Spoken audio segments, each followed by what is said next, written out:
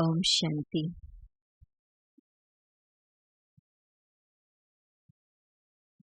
ब्रह्मा बाबा को जब अपना ऊंचा साक्षात्कार हुआ कि मुझे चतुर्भुज बनना है, तो बस उसी आधार से ही बाबा ने अपनी जीवन समर्पित करके यज्ञ की स्थापना की।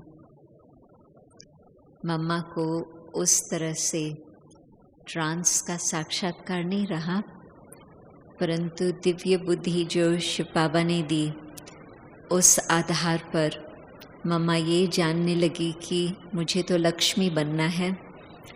तो उस विजन से, उस साक्षात्कार से मम्मा और आगे बढ़ती गई, और वो तो सब आप कहानी जानते हैं। परंतु एक और बात विजन्स के संबंध से मुझे बतानी है।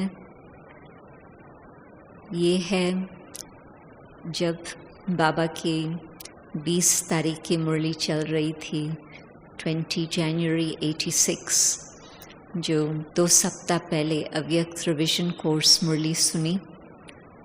उसमें बाबा ने जो गोल्डन जुबली, सिल्वर जुबली वाले आए हुए थे, उनको बाबा बहुत कुछ कह रहे थे, अपने जीवन परिवर्तन की बातें वे, परंतु साथ साथ बाबा कहते थे कुछ नई बात करो।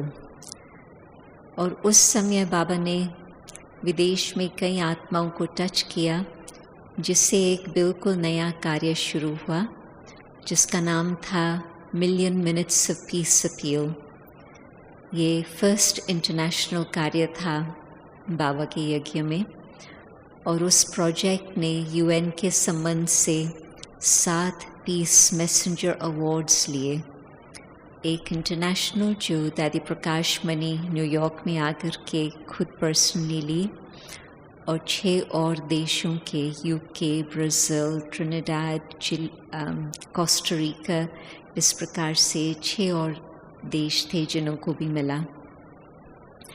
परंतु उसके बाद में जो यूएन का असिस्टेंट सेक्रेटरी जनरल आए थे आबू में 87 में, उन्होंने विशेष दादियों को कहा कि हमें कुछ और आगे का पीस मैसेंजर प्रोजेक्ट करना होगा। तो हम लोग तो तन मन से थके हुए थे, क्योंकि इंटरनेशनल प्रोजेक्ट क्या होता पहले तो जानते भी नहीं थे, परंतु ड्रामा अनुसार बाबा को करना था, करा लिया। फिर आखिर ये टॉपिक निकला, global cooperation for a better world, और उसमें यहाँ भारत में उसका नाम रखा गया सर्व के सहयोग से सुंदरमय संसार। तो उसमें हम लोग विजन्स की बात को उठाते थे, छोटे छोटे ग्रुप्स बनाए, और उसमें 3 प्रश्न पूछे जाते थे। 6 का ग्रुप, 8 का ग्रुप मैक्सिमम, इस तरह से होता था, ताकि लोग अच्छी तरह से आपस में डिस्कस कर सके।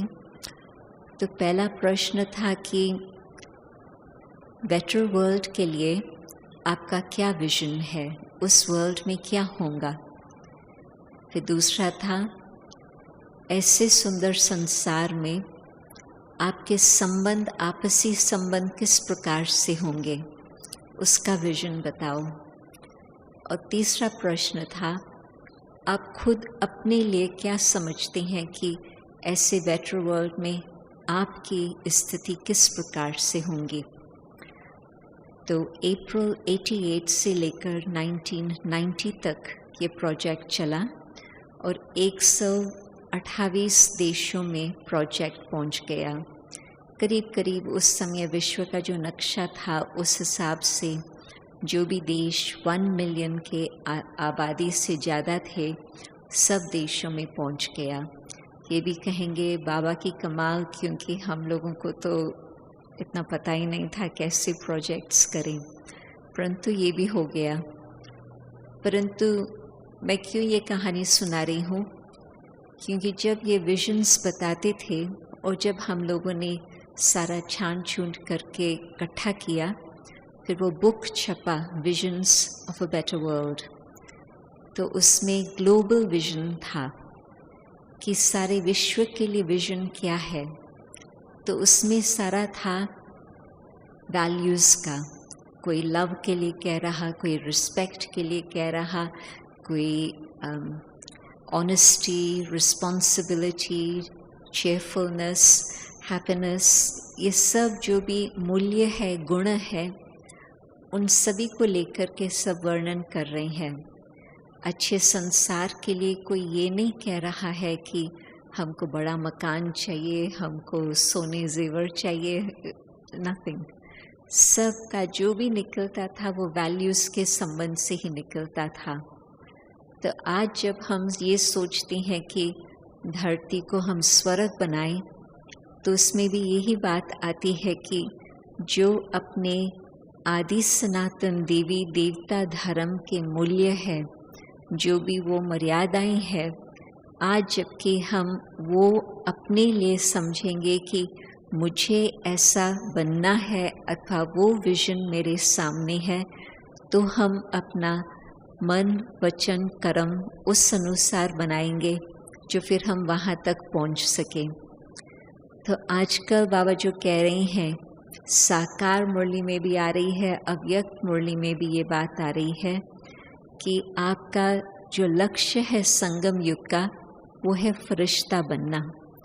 और फरिश्ता बनेंगे तो फिर फरिश्ता सो देवता। तो देवता जब शब्द आता, बाबा याद दिला रहे हैं कई बारी कि लेने वाले नहीं बनना है, परंतु देने वाले बनना है। देवता बनेंगे तो फिर तो उसका अलग हिसाब है। देने वाले बनेंगे तो फिर उसमें देवता के गुण अथवा लक्षण नजर आएंगे। तो पहले तो अपने से ये प्रश्न पूछें कि क्या हम समझते हैं कि हम फरिश्ते बनने वाले हैं। और यदि दिल से ये आवाज़ निकलता कि हाँ, हम कल्प पहले वाली वो ही फरिश्ते हैं जिन्हों का यादगार विश्व भर में चला आ रहा, कि अंतिम घड़ियों में बाइबल में दिखाते हैं कि अंत समय सफ़ेद वस्त्रधारी पहाड़ से उतरेंगे और वो आकर के मानव को भगवान का संदेश देंगे। तो कौन सा पहाड़, कौन से सफ़ेद वस्त्रधारी, वो तो आप समझ गए। परंतु प्रश्न है कि कहाँ तक हम अपने को मानते हैं कि हम वही फरिश्ते हैं, हम वही सो देवता बनने वाले हैं। तो जब बुद्धि में ये अपना पक्का विश्वास होगा, जैसे बाबा ने उसी मुरली में ही कहा कि ऐसे भी नहीं कि आप समझते हो कि हाँ स्वर्ग ज़रूर आएगा, आप ये मान करके चल रहे हो कि हुआ ही पड़ा है। जो बाबा ने साक्षात्कार कराया है भविष्य का, वो हुआ ही पड़ा है। इतना आपका निश्चित भावी में विश्वास है। बाबा शब्द बहुत अच्छे कहे, निश्चित भावी। कोई उसको टाल नहीं सकता, कोई उसको रोक नहीं सकता, ये तो होना ही है, या तो ये भी कहें हुआ ही पड़ा है। तो उसमें बाबा ने खास विशेष ये बात कही कि जब आपको ये अटल निश्चय होगा, तो फिर आपके जीवन में वो अभी से ही वो देवताएं गुण नजर आएंगे। तो मुझे दो शब्द याद आते हैं जो दादी कई बार हमें याद दिलाती थी। ये भक्ति के शब्द है, परंतु दादी के दिल में ये छपे हुए थे। तो उसमें दादी ये कई बार कहती थी कि अहिंसा है धर्म का मूल। जो मुख्य अपना देवता धर्म है, उसमें अहिंसा का ही मूल गायन आता है। और पिछले साल जब गांधी जी की एनिवर्सरी का बहुत सारे विश्व में मनाया जा रहा था, तो उसमें एक गांधी का स्कॉलर आया था अपने पास और बहुत नज़दीक फ्रेंडशिप में आ गया है। और उसको मधु बनाने की भी कई बारी कोशिश की है, परंतु उसके भाग्य में अभी तक नहीं रहा है, अगले वर्ष देखेंगे। परंतु उसने अहिंसा की बहुत अच्छी डेफिनेशन बताई थी। कहता था कि बहुत करके उसको कहते हैं नॉन वायलेंस, कोई प्रकार की हिंसा न हो। परंतु वास्तव में अहिंसा का मतलब है किसी को हार्म न करे, किसी को कोई प्रकार का दुख दर्द हम न देवें। तो आप सोचो कि ब्राह्मण जीवन में यदि हमें देवता बनना है, और वो तो हम जानते हैं कि वो संसार किस प्रकार का है, बाबा ने बहुत क्लियर नक्शा बता दिया है। और उसमें हम यदि न सिर्फ स्वर्ग के द्वार के अंदर पहुँचे, परंतु ऐसे पुरुषार्थ भी करें जो हमारा ऊंचा उसमें अपना भविष्य का स्थान हो, और आज के संसार में हम ऐसे बाबा के साथ कार्य में सत्य मार्ग पर चल के ऐसे सहयोगी बन कर के रहें जो हम उस स्थापना के कार्य में अच्छी तरह से मदद कर सके। तो उसमें आप सोचो कि किसी के प्रति भी हमारा कोई और प्रकार की भावना न हो, कोई और प्रकार का संकल्प ही न चले। भाव और भावना की भी बातें चल चुकी है, परंतु हमारा इंटेंशन, हमारा भाव किसी के प्रति कुछ गलत न हो। एक ही संकल्प सर्व आत्माओं के प्रति हो। जैसे बाप शिव बाबा कल्याणकारी, वैसे क्या हमारा हर आत्मा के प्रति, हर आत्मा, विश्व की सारी आत्माओं को याद करो तो उन्हों के लिए वाइब्रेशंस भेजना, मनसा सेवा करना वो सहज है, क्योंकि विश्व की सब आत्माओं के प्रति कुछ हमारा हिसाब किताब तो है ही नहीं। हिसाब किताब अधिक से अधिक है अपने ब्राह्मणों के साथ। क्यों? क्योंकि इन्हीं आत्माओं के साथ हमने सारा सृष्टि का चक्कर में पाठ बजाया है। तो सत्युग त्रेता में तो बहुत सुंदर रास करते रहे, फिर द्वापर से कुछ न कुछ खिटखिट शुरू हो गई, और उसमें एक और शब्द दादी हमेशा कहती रहती थी कि भक्ति का शब्द है, परंतु ये शब्द आता पाप मूल अभिमान। तो भक्ति ने ठीक उसका याद किया है कि जिस घड़ी देह अभिमान आया तो पाप होने लगे। और फिर जब हम अपने ब्राह्मणों के संग में देखते हैं कि कुछ न कुछ हमारा हिसाब किताब बाहर वालों के साथ तो छूट ही गया, परंतु ब्राह्मणों के साथ कुछ न कुछ चलता रहा है या कुछ पूर्व का अभी तक चल रहा। तो ऐसे समय पर हम ये सोचे कि क्या बिल्कुल हमारे मन में कुछ और किसी आत्मा के प्रति संकल्प न हो, केवल हर आत्मा के प्रति कल्याण की भावना।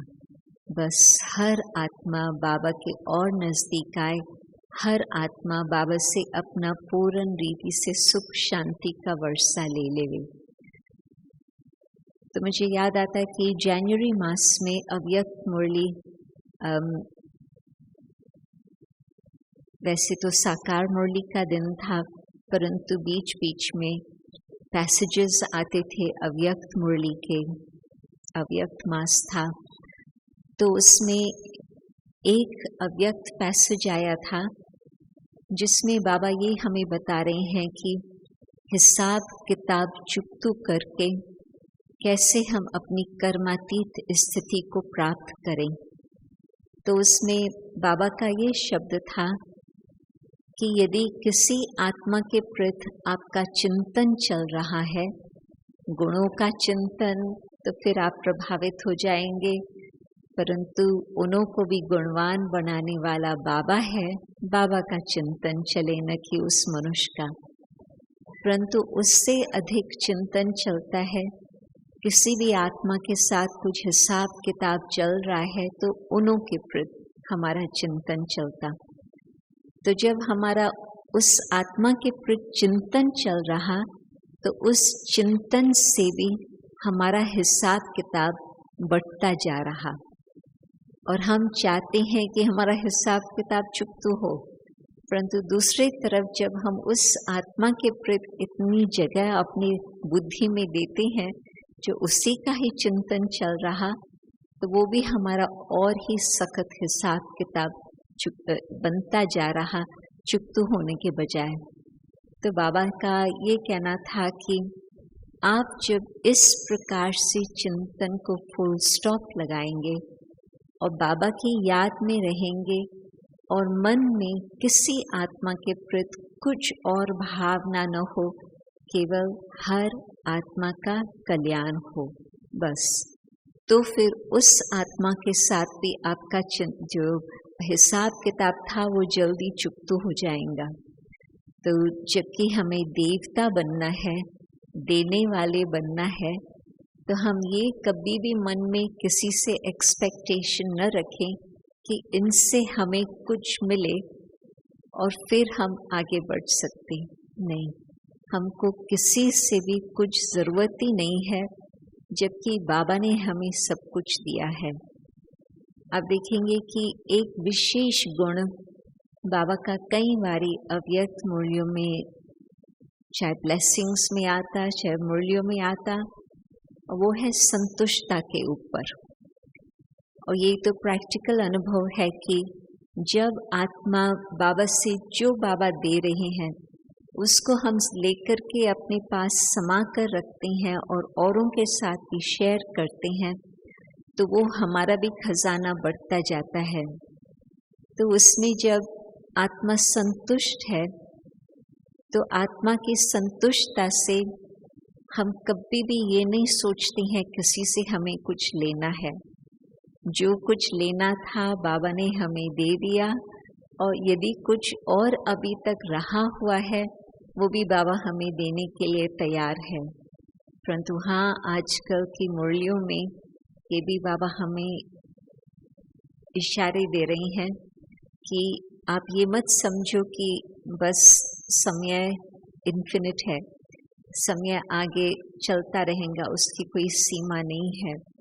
परंतु अब प्रैक्टिकल संसार की हालतें देख रही हैं, तो वो देख करके और फिर ये भी देखें कि जो 350 अपने पास दादियाँ या दादा थे, अभी बाकी आकर के बच्चे हैं 3, तो उससे भी हम अंदाज लगा सकते हैं कि यज्ञ की स्थापना के कार्य में बाकी कितना समय होगा। और विश्व की हालत का तो समाचार आप लोगों को मालूम ही है। तो यदि अभी तक हम लेने का कुछ संकल्प रखते हैं, तो फिर कौन सी घड़ी आएंगी जब हम कहेंगे हाँ बाबा, सचमुच जो कुछ आप देने चाहते थे हमने प्यार से स्वीकार करके अपने वो धारण करके हमने अपने को भरपूर किया। और यदि अभी हमारे जीवन में संतुष्टता है, तो हाँ, हम देने वाले देवता का स्वरूप धारण कर सकते।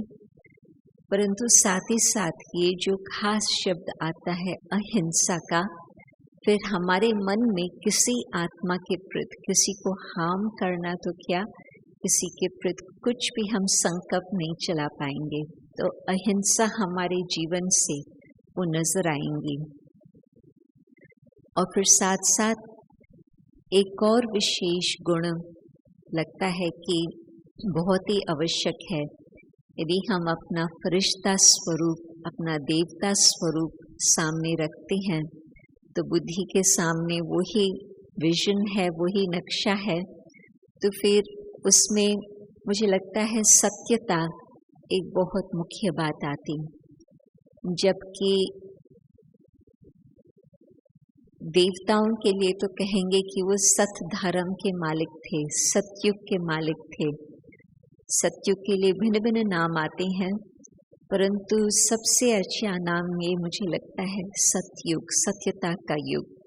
जिस रीति से कलयुग में काल का युग, और देख रहे हैं कि बिल्कुल काल सब तरफ खड़ा ही है, परंतु सतयुग का मेन नाम ये सत्यता के ऊपर आधारित। तो कहाँ तक हम सत्यता को समझकर और जीवन में वो धारण करके चलते आ रहे हैं। तो उसमें आप देखेंगे कि आज के युग में कहते हैं पोस्ट ट्रूथ। ये हमारे शब्द नहीं है, ये कलयुग वाले लोगों ने ही ये शब्द निकाला है कि सत्यता छूट गई और अभी बाकी उसके बाद का युग चल रहा। तो यदि बाहर वाले भी मानते हैं कि ये बिल्कुल आज के समय बाहर में तो कुछ सत्यता रहा ही नहीं, इतना तक जो देश को चलाने वाले, बड़े बड़े देशों को चलाने वाले, उन्हों के अंदर तो कुछ सत्यता की मार्जिन ही नहीं रही, इतना सब तरफ झूठ ही झूठ। परंतु बाबा के संसार में जब आज हम सत्यता के मार्ग पर चलकर अपना देवता स्वरूप धारण करेंगे, तो फिर विश्व के सामने वो प्रत्यक्ष रूप होगा कि हाँ, ये भगवान का कार्य है। तो सत्यता तो एक तरह से बहुत बहुत ऊंची स्थिति की बात है, परंतु जब भगवान सत्य है और भगवान सत्य को ही भगवान मानते हैं और हम कहेंगे कि वो तो हमारा बाप है, इतना समीपता का संबंध है जो हम बहुत हल्के रीति से कहते हैं कि ये तो हमारा बाप है, ऊंचे ते ऊंचा भगवान है, ये तो है ही, परंतु हमारा बाप है। तो जब हमारा बाप सत्य है तो हमेशा कहा जाता है कि सन शोज फादर। तो जब हमारे जीवन में इतनी सत्यता होंगी मन वचन कर्म में, तो फिर लोग भी मानने लगेंगे कि हाँ, ये सत्य धर्म की स्थापना करने वाले, सत्य को लाने वाले सत्य बाप के बच्चे सचमुच है। तो मन में पहले कोई न कोई प्रकार का झूठ आता, परंतु मन में भी कभी कभी कुछ डर के मारे झूठ आता। तो हम देखें कि जबकि बाबा ने हमें अपना साथ और हाथ दिया है, तो डरने की तो रियली कोई बात ही नहीं है। गीत भी ऐसे बने हुए हैं, परंतु रियलिटी किस बात का हम डर न रखें, परंतु एक बात का डर बाबा कहते कि भले रखना, वो है धर्मराज का। परंतु आज यदि हमने अपना पूरा हिसाब किताब बाबा के सामने हर रोज रात्रि को वो अकाउंट की रीति से रखा है और बाबा को हमने धर्मराज को अपना फ्रेंड बना लिया है, तो फिर उससे भी कोई डरने की बात नहीं। परंतु हम ये देखें कि वो जो लक्ष्य है सत्यता का, सत धर्म की स्थापना के कार्य के लिए, और आज अपना मन वचन कर्म किस प्रकार से चल रहा है, दोनों का हम कंपैरिजन करें। जब बाबा साकार में थे तो बाबा ट्रांस मैसेंजर्स को कहते थे, जो ध्यान में जाने वाले बहनें थी, आप वतन में जाकर के ये देख के आओ कि इस बाबा का और उस संपूर्ण बाबा का क्या फर्क है। तो वो आकर के बाबा को बताते थे कि हाँ बाबा, अभी इतना फर्क है, अभी इतना फर्क है, अभी इतना फर्क है। तो बाबा बहुत ध्यान से उन्हों की बातें सुनते थे और फिर पुरुषार्थ भी ऐसे करते थे कि जो फर्क हो वो बिल्कुल निकल जाए। तो अंतिम वर्ष में तो संदेश आकर के बताती थी कि इस बाबा और उस संपन्न बाबा में कुछ फर्क नहीं नजर आता था। तब सभी कहते हैं कि बाबा बिल्कुल साकार में होते ही अव्यक्त नजर आते थे, परंतु बाबा ने लक्ष्य रखा, बाबा के सामने वो बिल्कुल विजन रहा कि मुझे वो संपूर्ण ब्रह्मा की स्थिति फरिश्ते ब्रह्मा रूप को धारण करना है। तो यदि हम भी अपने सामने अपना फरिश्ता रूप, अपना देवता रूप सामने रखेंगे, तो फिर पुरुषार्थ उस लेवल पर चलता रहेगा। और लास्ट बात मुझे ये बतानी है कि एक तो बिल्कुल अहिंसा का रूप जिसमें संतुष्टता का गहरा संबंध आता, परंतु फिर दूसरी बात सत्यता, और तीसरी बात भगवान को सत्य और प्रेम कहा जाता। सत्यता को भी कहेंगे भगवान है, इसी तरह से प्रेम को भी कहेंगे भगवान है। तो जबकि देवता स्वरूप को याद करते हैं या एंजल स्वरूप को भी याद करते हैं, तो दोनों में वो परमात्मा के प्रति प्रेम, परंतु साथ ही साथ सर्व मनुष्य आत्माओं के प्रति प्रेम। थोड़ा समय पहले जब मैं रोम में गई थी, वहाँ पर एक यूएन की संस्था है जो फूड और एग्रीकल्चर के साथ कनेक्टेड है। तो पहले वो चित्र नहीं था, परंतु जब मैं लास्ट टाइम गई थी 2 साल पहले, तो एक नया स्टैच्यू उन्होंने एंट्रेंस में रखा हुआ था। तो वो कौन सा था? कहते हैं कि जब एंजल्स भी आज के संसार की हालत देखते हैं, तो उन्हों के आंखों में भी प्रेम के आंसू आती हैं। वो प्रेमवश चाहती हैं कि मानव को कुछ वो मदद करे। तो चाहे एंजल के स्वरूप में ऐसे हमारे दिल में प्रेम हो, जो हमारे मन में और कोई भावना न हो, केवल यही कि हम सर्व आत्माओं के लिए कुछ न कुछ मनसा सेवा करें, कुछ वाचा सेवा करें, करुणा सेवा करें, जिससे वो आत्माएं भी बाबा के नज़दीक आए। और फिर देवताओं का तो है ही वो प्रेम स्वरूप। तो हम 3 बातें ये याद रखें, तो जो हमारा लक्ष्य है कि हम एंजल जल्दी बन जाएं, देवता स्वरूप धारण करें, तो वो कार्य बाबा, हम लक्ष्य रखते हैं, दृढ़ संकल्प रखते हैं, तो बाबा की मदद अवश्य ही मिलती है। वो प्रैक्टिकल वो स्वरूप बन ही जाता। ओम शांति।